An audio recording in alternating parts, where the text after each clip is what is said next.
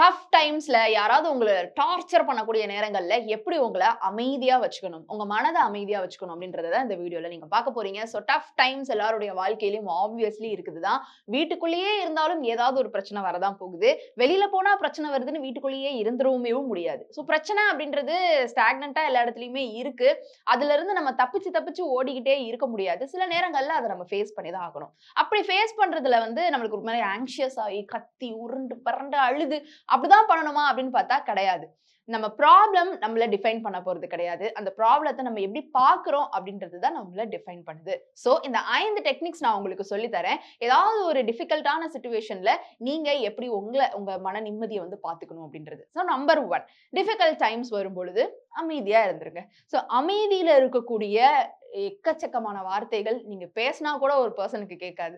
அந்த மாதிரி நீங்க அமைதியா மெயின்டெயின் பண்ணும்பொழுது உங்களுக்கும் ஒரு மன நிம்மதி கிடைக்கும். Obviously yes. நீங்க ஒரு சைலன்ட் ட்ரீட்மென்ட் குடுக்க போறது கிடையாது. அந்த சிச்சுவேஷன நீங்க ஃபேஸ் பண்ண தான் போறீங்க. பட் இனிஷியலி நீங்க காமா இருந்து எத்தன வார்த்தை பேசணும்? என்ன வார்த்தை பேசணும்?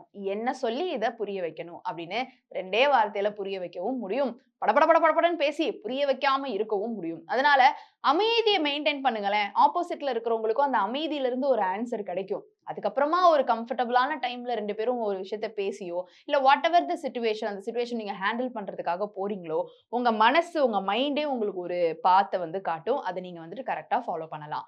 நம்பர் 2 நல்லா மூவ் பண்ணுங்க. ஆக்சுவலி ரொம்ப ஸ்ட்ரெஸ்டா ஃபீல் பண்றீங்க அப்டின்னா, கொஞ்சம் நடங்க. பாடிக்கு எக்சர்சைஸ் குடுங்க.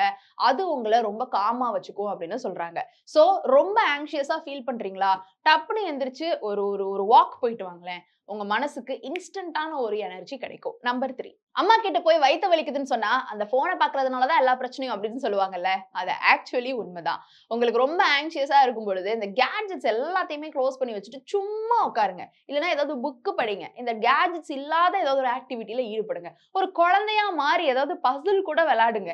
அந்த மாதிரி கேட்ஜெட்ஸே இல்லாம ஏதாவது ஒரு விஷயம் பண்ணுங்களேன். உங்களுக்கு இன்ஸ்டன்டான ஒரு அமைதி கிடைக்கும். நம்பர் 4 உங்க பாடிக்கு நல்ல சாப்பாட்ட குடுங்க.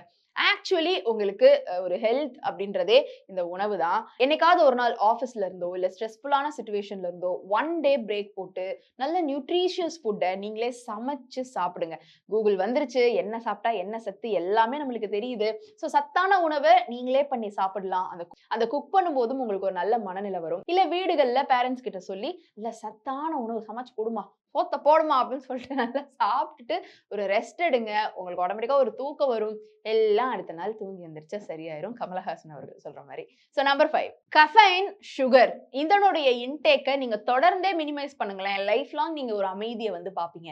சோ அடிக்கடி காஃபி, டீ குடிக்கிறது, சுகர் போட்டு குடிக்கிறது, சுகர் போட்டு ஜூஸ் குடிக்கிறது, சாக்லேட் சாப்பிடுறது இதெல்லாம் ஒரு இன்ஸ்டன்ட்டா எனக்கு ஒரு ஒரு மைண்ட வந்துட்டு ரெஃப்ரெஷ் ஆக்குது அப்படின்னு நீங்க நினைப்பீங்க.